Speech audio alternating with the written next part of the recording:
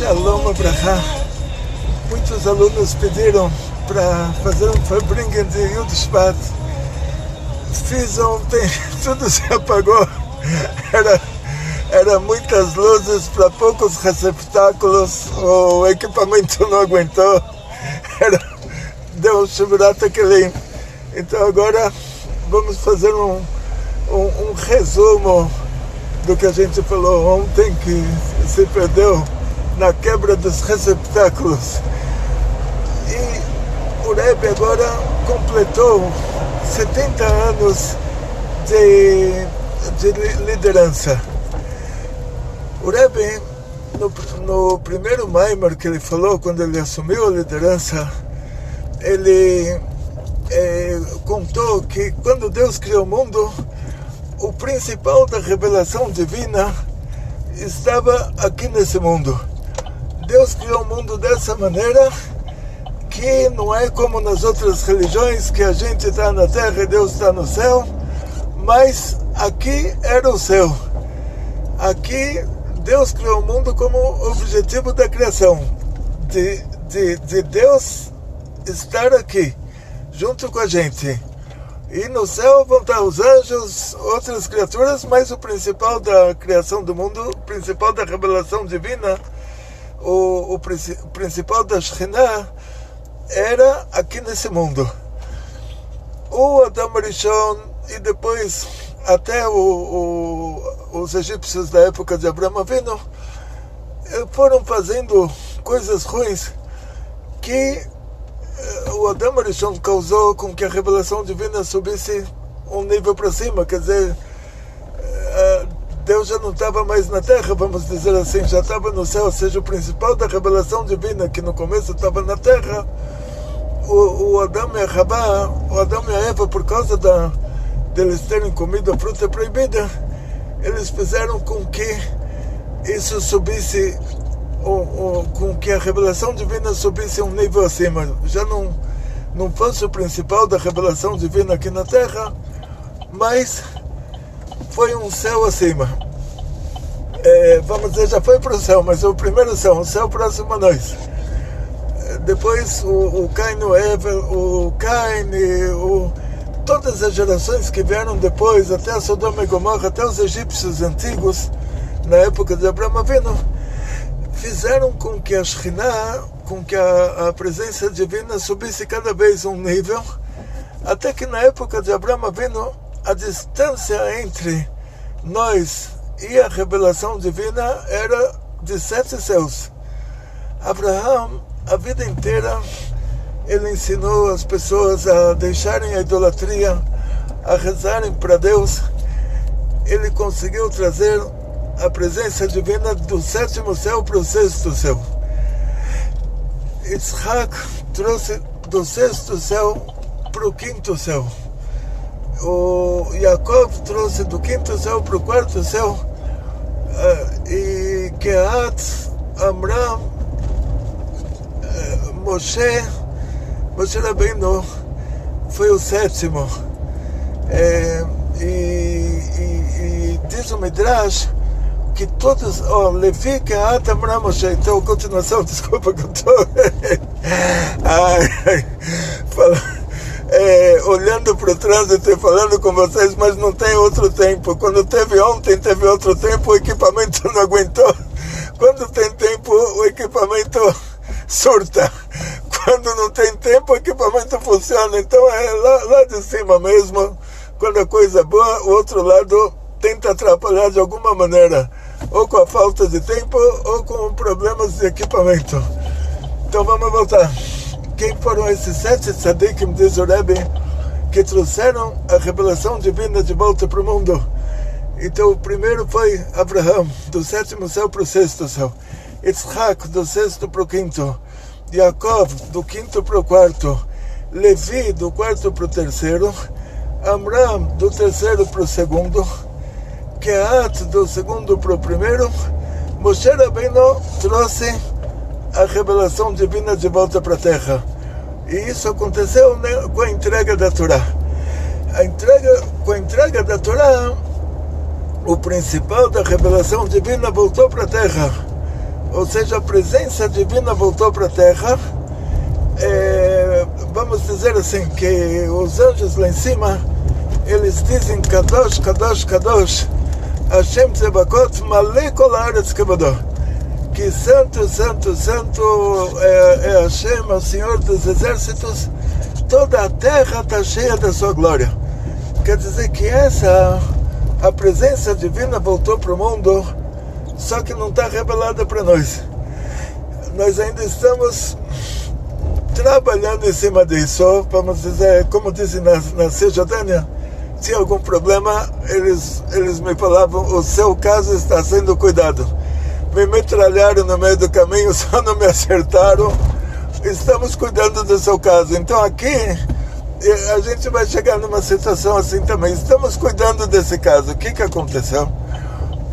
Aqueles 7 tzadikim no começo trouxeram a revelação, a presença divina até o nosso mundo de volta. Diz o Rebbe, agora nós chegamos na reta final. E novamente todos os sétimos são queridos. Novamente a 7ª geração não escolheu para ser a 7ª geração, mas sendo que ela é o final, então ela não tem a qualidade das anteriores, mas ela tem uma função maior do que todas, porque ela faz acontecer o término de tudo, o Sium, não sei como se fala, que término em português quer dizer que a coisa terminou, mas aqui é como numa escola tem uma formatura. Então, isso é um Sium.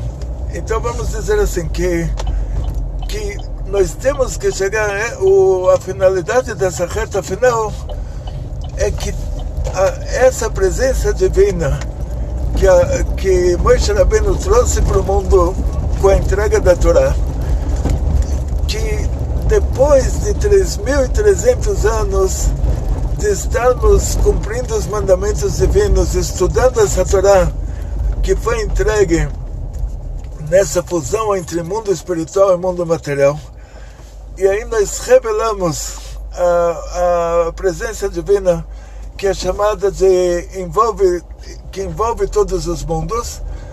A gente traz ela para um nível de preenche todos os mundos, e o final disso é que tudo se revela.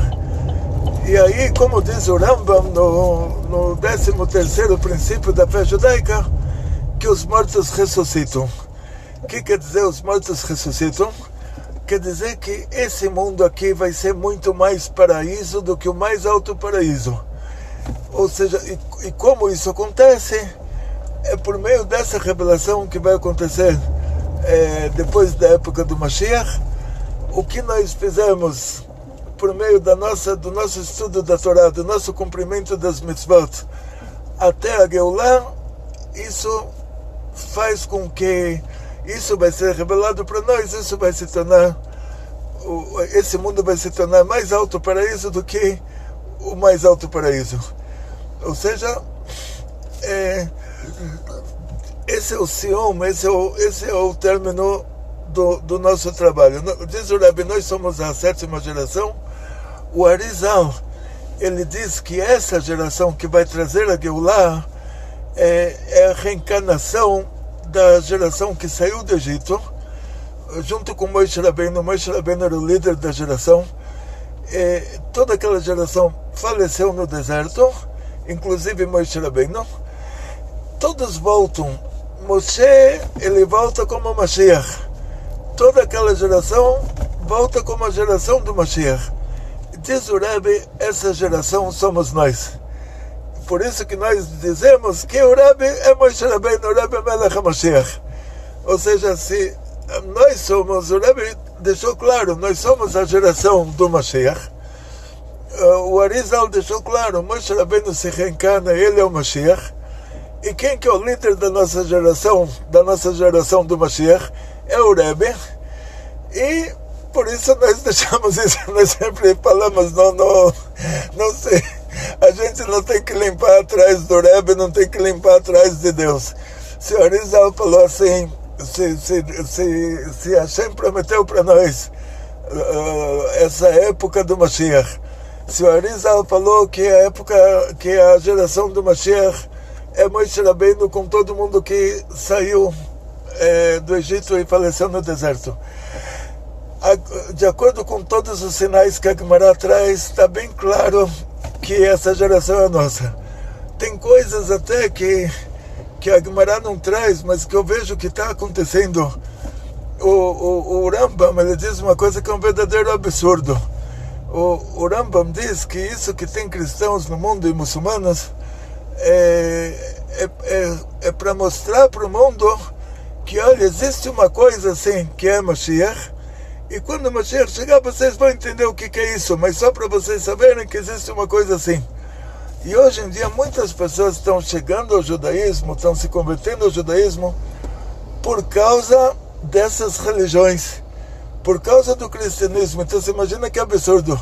A pessoa chega numa idolatria, lá eles falam para ele que Deus é três, e junto com isso eles contam que tinha Moshe, tinha Moisés, o povo de Israel, e a pessoa fala, é isso que eu estava procurando. E uma comunidade dessas, de outra religião, ela acaba se convertendo, a comunidade inteira se converte ao judaísmo. E esse Rambam é um absurdo, porque na Idade Média o Rambam diz explicitamente que cristianismo é idolatria. E ele diz em outro lugar que a divina providência, que o mundo ficou cristão e muçulmano para eles saberem, terem noções assim de que Mashiach vai chegar, vai ter Geulah. E agora a gente está vendo até isso acontecer. Até eu nunca imaginei que, para que precisa, desculpa o termo, para que o Rambam precisava falar isso, se até a igreja na Idade Média fez censura disso. A igreja na Idade Média deixaram o que o Rambam falou de que cristianismo é idolatria, isso eles deixaram no livro do Rambam, e a censura cortou essa parte de que é divina providência que tem cristianismo e islamismo no mundo, porque as pessoas por meio disso vão saber que Mashiach vai chegar, que tem Deus no mundo. Eu sempre tentei entender esse Rambam, nunca entendi. Por quê? Porque quando Mashiach chegar, todo mundo vai saber que tem Deus no mundo, toda a terra vai se encher do conhecimento divino. Então, que divina providência tem nessas religiões mais do que em outras? Quando o Mashiach chegar, na Índia, os hindus, que eles têm lá vacas sagradas e rios sagrados, eles também vão saber que tem Deus no mundo, que Mashiach chegou, que a gente tem que agora estudar os 7 mandamentos de Bnei Noach. Então, o que tem o cristianismo e o islamismo a mais do que todas as outras idolatrias? E aí, agora eu estou vendo que tem uma diferença. Estou vendo que esse Rambam eu consegui entender agora. A gente ouve de comunidades inteiras de cristãos que eles ficaram depois messiânicos, e depois eles viram que isso também não está certo, até que eles resolveram se converter ao judaísmo. E lá em Israel tem muitas pessoas assim, uma coisa que já está sendo sentida no país, assim, uma coisa assim espantosa. Então, não tem dúvida que nós estamos na geração, que isso o Rebbe deixou bem claro, que nós estamos na geração do Mashiach, e daqui a pouco a gente vai estar vendo a Geulah, está vendo tudo acontecer. Quer dizer, quando a Geulah aconteceu no Egito, ela começou em forma de sofrimento. E Moshe falou, olha, por que você prejudicou esse povo? Moshe falou para Deus, por que você prejudicou esse povo e você não ajudou eles? Hashem falou para Moshe, não, você não está entendendo, esse é um nível de revelação acima do que eu me revelei para os patriarcas. E como a gente explicou numa aula anterior, tem o bem do mundo oculto, que ele desce para esse mundo envolvido em ocultação, envolvido em sofrimento. Então a gente está passando por uma situação assim. O Rebbe falou que nós estamos na geração da Geulah. O Rebbe falou que o líder da geração é o Moshe Rabbeinu da geração. O Arizal diz que Moshe Rabbeinu é o Mashiach. Na hora que o Rebbe deixou claro que nós somos a geração da Geulah, e o Rebbe é o líder da geração, para nós está claro que o Rebbe é Moshe Rabbeinu, que o Rebbe é o Mashiach. Se alguém tentar limpar atrás disso, não adianta pegar a nossa religião, cortar todas as partes. Você vai passar vergonha de alguma coisa, então isso tira, isso deixa, que aí já é reformismo. A nossa religião, ela é um pacote. Então, alguém lá vai te falar, o que vocês estão falando que o Rebbe é Mashiach? Eu vou cortar minha doação, não vou mais doar para você? Não é a gente está falando isso, é a Torá que está falando, o Arizal que está falando, o Rebbe que está falando. O Rebbe deixou isso claro, o Arizal deixou claro que a geração do Mashiach, Moshe Rabbeinu se reencarna, ele é o líder da geração. Para nós é claro que o Rebbe é o líder da geração. Então faz uma Gzerah Shabbat, compara coisa com coisa. O Rebbe não precisaria nem falar que Mashiach Menachem Shema, e que o nome do Mashiach é Menachem, como está escrito na Gemara. A Gemara traz opções. A Gemara pergunta se Mashiach pode ser dos vivos e dos mortos, e qual que é o nome dele. E afinal das contas, tem duas Gemarat, isso é uma coisa interessante. Uma Gemara em Sanhedrin, ela fala que Mashiach pode ser dos vivos ou dos mortos. A Gemara em Masechet Derech Eretz Sutra, ela diz que algumas pessoas não morrem, um deles é o Mashiach.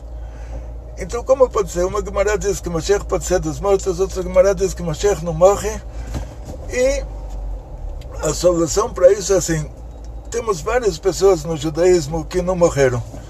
Uma delas é Eliyahu Navi, que está naquela lista. Eliyahu Navi, a última testemunha ocular foi o profeta Elisha. O profeta Elisha viu Eliyahu Navi subindo numa carruagem de fogo e atravessou a estratosfera. Saiu da terra. Imagina agora você vai para um instituto médico legal e você fala: estou procurando uma pessoa desaparecida. O nome dele é Eliyahu, profeta Elias. Tem alguma testemunha? Alguém viu o que aconteceu? Sim, tem um aluno dele, o profeta Elisha, o profeta Eliseu, viu ele subindo numa carruagem de fogo e atravessou a estratosfera, e ainda isso tudo aconteceu há quase 3.000 anos atrás. Você fala uma coisa assim, vão te tirar o atestado de óbito para ele, vai sair na hora. Só vão perguntar qual que é o nome dele mesmo, vão escrever um atestado de óbito. Por quê? Subiu numa carruagem de fogo, já se passaram mais de 2.500 anos desse acontecimento. Você ainda quer dizer que a pessoa está viva? Mas a Gemara diz: não, Eliyahu Navi está vivo. Não só que ele está vivo, ele interage com a gente. Ele aparece em cada Brit Milá. E não só que ele está vivo, no Zohar está escrito que uma vez Rabbi Shimon Bar Yochai se encontra com Eliyahu Navi, pergunta para ele: por que você não veio num certo Brit Milá? Você não apareceu, você é obrigado a estar em todo o Brit Milá. Eliyahu Navi diz para o Rabbi Shimon Bar Yochai: naquele dia eu tinha que salvar o Rav Amnon Saba, por causa disso eu precisava estar lá com o meu corpo material. Então não podia, já que eu estava com o corpo material, eu só podia estar em um lugar. Não podia estar em todo o Brit Milá, porque em todo o Brit Milá ele aparece na hora que ele está sem o corpo material. Quer dizer que essa pessoa que é chamada de não morto, que ele está vivo mesmo depois da morte, aparentemente, quer dizer que ele não morreu, vamos dizer que essa linguagem que ele não morreu, quer dizer assim, que ele pode aparecer com o corpo material, ele pode aparecer em forma de alma, ele pode aparecer do jeito que ele quiser. Ele tem poder sobre o corpo material dele, de aparecer com o corpo material depois de quase 3.000 anos e salvar uma pessoa. Aparecer vivo no corpo material e salvar alguém. Então, eu uma vez me encontrei com o Rav Mordechai Ashkenazi, era perto de Haifa, então uma cidadezinha. O Rav Mordechai Ashkenazi era um grande rabino-chefe de Kfar Chabad, um grande sábio, um grande Talmid Chacham. Eu falei para ele, agora tinha acontecido o Gimel Tammuz, era oficialmente o falecimento do Rebbe. Perguntei para ele, e o Rebbe deixou claro que nós somos a geração da Geulah, que o Rebbe é o Mashiach, deixou claro para nós. Então fiz essa pergunta para o rabino-chefe de Kfar Chabad, um grande Talmid Chacham que quase não existiu igual na geração dele. ele falou para mim uma coisa interessante, que antigamente na Idade Média tinham problemas entre cristãos e judeus, que o rei e a rainha, eles exigiam que o rabino e o bispo fizessem uma discussão pública. O bispo ia tentar provar que o JC era o Mashiach, e o rabino iria provar que não era. E o rei e a rainha estariam lá para assistir a essa discussão pública junto com toda a nobreza. E assim me falou o Rav Mordechai Ashkenazi, tem um livro dessa grossura. Sim, ele me mostrou dessa grossura, eu me fez assim. E ele estava em cadeira de rodas, já estava velhinho, já estava doente.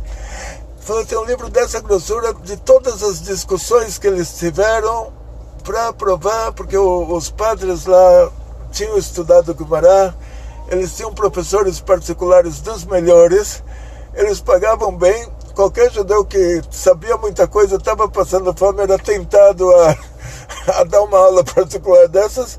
Então eles tinham os professores particulares deles, eles sabiam toda a Gumará.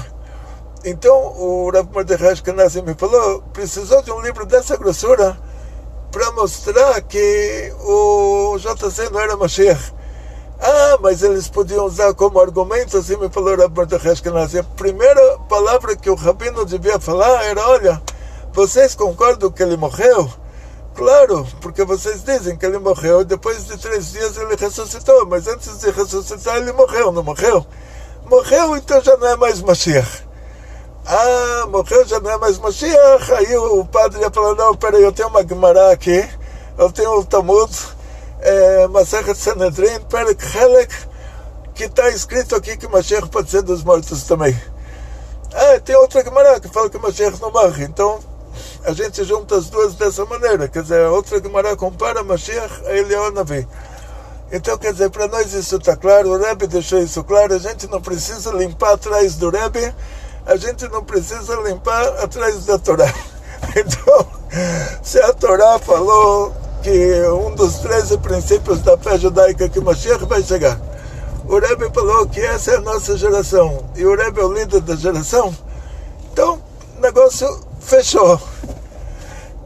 O Rebbe agora completou 70 anos de liderança. 70 anos, voltamos para o que ele falou, que a nossa geração, por ser a 7ª geração, nós não pedimos para nascer nessa 7ª geração.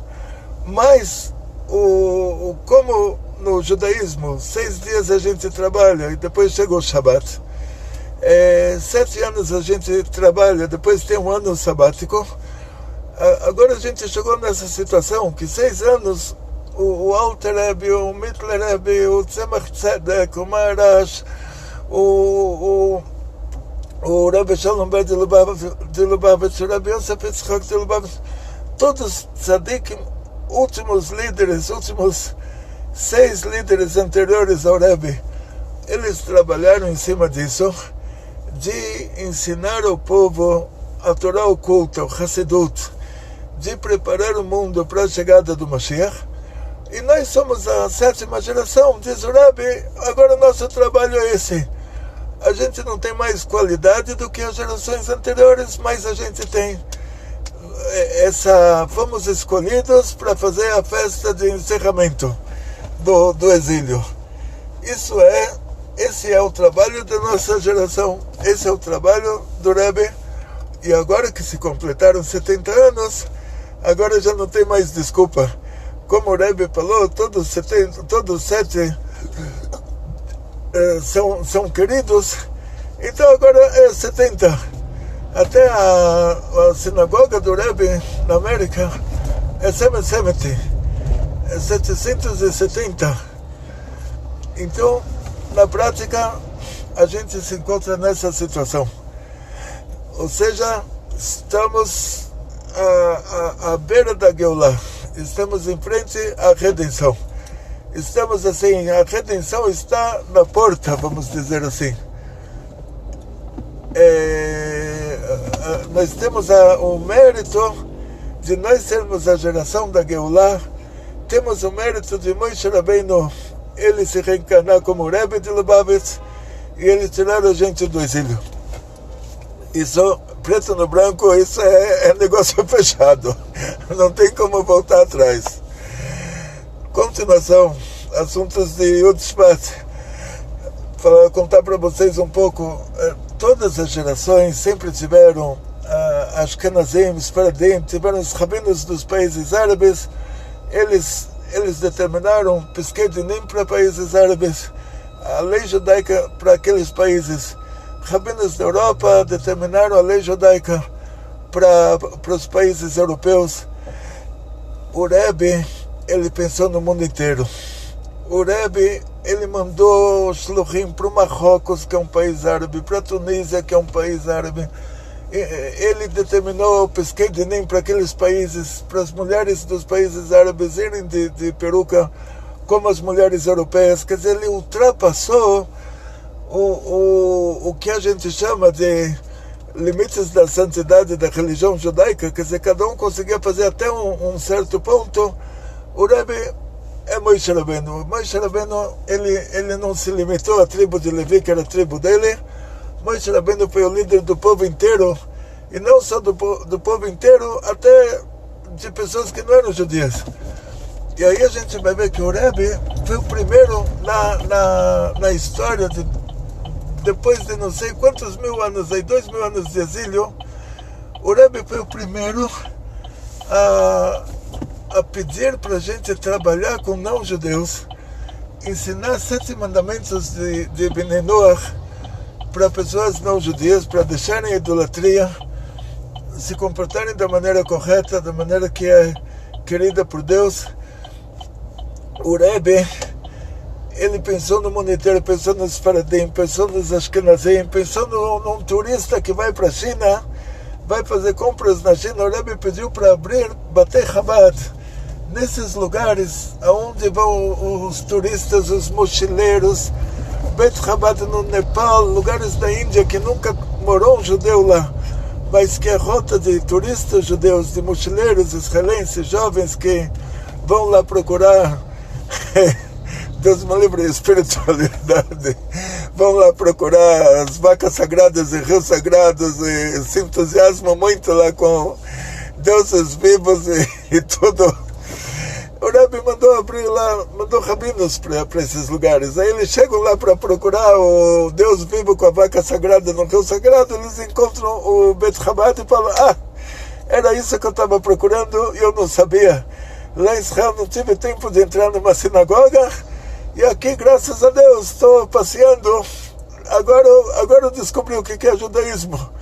E muita gente chega até o Brasil, até tem lugares aqui, Morro de São Paulo, na Bahia, que com certeza não tem judeus locais, assim, não tem judeus comunidade que nasceram lá, mas é lugar onde passam turistas israelenses, que a gente nem vê esses turistas, eles não chegam até São Paulo. E Baruch Hashem tem lá um Bet Chabad. Conheci pessoalmente o rabino, muito fofo.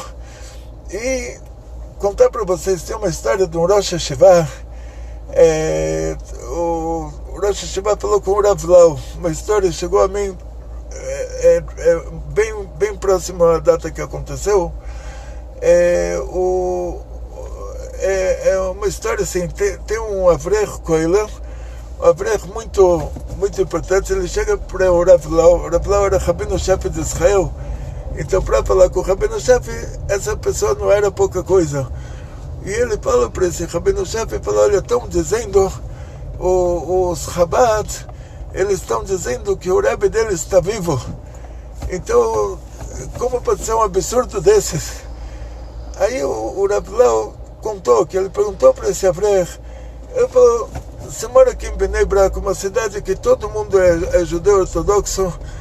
Então me fala, se o seu Rosh Hashivá, que é a pessoa que ele mais considera, o diretor da escola, do seminário rabínico, se o seu Rosh Hashivá te mandar para a China, você vai? Esse hebreu falou: Deus me livre, de jeito nenhum, ele pode mandar, não vou obedecer. Na China não tem escola judaica, não tem o mikve, não tem comida kasher, não tem sinagoga. Como eu vou poder morar num lugar desses? então até se o meu Rosh Hashiva me mandar para lá, não vou.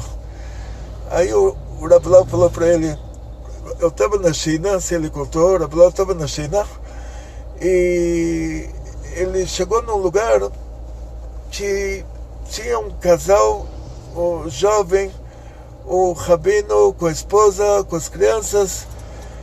Ele viu que lá tinha tudo, já tinha mikve, tinha escola judaica, tinha comida kasher, tinha sinagoga, tinha tudo. E não tinha uma comunidade judaica que nasceu lá. Eram comerciantes judeus que iam se revezando, que um chegava, o outro viajava, um vinha comprar alguma coisa, o outro ia. Mas sempre tinha lá uns 100 judeus. Mas não eram pessoas locais, eram pessoas talvez até que morassem lá temporariamente por causa dos negócios. Aí ele pergunta para essas pessoas, ele pergunta para esse casal, para esse jovem rabino, como você chegou num lugar desses, num fim de mundo? Aí o jovem casal, o rabino e a esposa, falaram para o Rav Lau, olha, eu me formei lá em Nova York, eu escrevi uma carta para o Rebbe, coloquei dentro do livro de cartas do Rebbe, chama Igrot Kodesh, perguntei o que eu devo fazer. E o lugar onde eu coloquei a minha carta, depois eu li o que estava escrito lá. Estava escrito, você deve viajar para Shlichut, você deve ser o emissário do Rebbe na China. Então ele falou, pegou a família, falou, olha, o Rebbe me deu agora uma Shlichut, eu agora recebi do Rebbe uma incumbência, uma missão de ser o emissário do Rebbe na China. E assim, ele viajou para a China com a esposa, eles fizeram lá comida kasher, sinagoga, escola judaica, tudo que precisava. Obrigado, hein? Deus abençoe. Bom dia. Tudo para vocês também.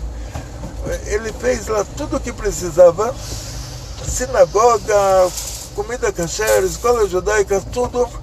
Todas as pessoas que vieram depois usufruíram de toda essa estrutura judaica que esse casal montou. As próprias crianças cresceram lá como judeus ultra-ortodoxos, super religiosos, dentro de uma estrutura montada pelos próprios pais, ajudando outras pessoas, ensinando outras crianças que vinham com essas famílias que ficavam lá muito tempo para fazer negócios. E o Rav Lau pergunta agora para esse Abrech, me fala quem está mais vivo. O Rebbe, depois de oficialmente Gimel Tammuz terem falado que ele morreu, que ele manda um casal de jovens, um jovem rabino para a China, e ele vai lá e faz uma verdadeira revolução. E o senhor Rosh Hashiva aqui, se te mandasse para a China, você não iria. Então, quem está mais vivo? E uma coisa interessante, agora já que estamos falando sobre esse assunto, eu estive no Congresso Rabínico Internacional no ano passado, e eu estava, só para vocês terem uma ideia, eu estava lá em 2012, tinham 5.000 rabinos. Quando a gente fez a foto, me falaram, olha, tem 5.000 rabinos na foto. Agora, no ano passado, tinham 6.000. Era pelo menos 6.000. 1.000 a mais. Quantos Batei Chabad foram acrescentados no mundo inteiro? Quantas novas sinagogas, escolas e centros judaicos de Chabad foram acrescentados no mundo inteiro? Por jovens casais que fizeram a pergunta no livro de cartas do Rebbe, no Igrot Kodesh, e receberam a resposta dessa maneira. Ou seja, o Rebbe, antes daquele Gimel Tammuz, antes, vamos dizer assim, ele pediu para pegar todas as cartas que ele escreveu como respostas para todas as pessoas que fizeram perguntas para ele. Quando uma carta era um assunto pessoal, para tirar o nome da pessoa.